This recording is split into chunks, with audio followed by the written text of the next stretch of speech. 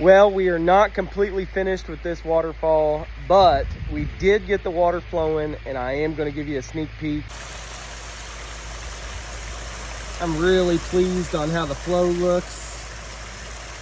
We got 2 pumps running this water feature. We got some really nice cascades down here at the bottom. A little bit faster moving water here. We got some lighting to tuck and hide. Nice clearance for our bridge. I'm really pleased how this turned out. Just got a lot of different movement and flow.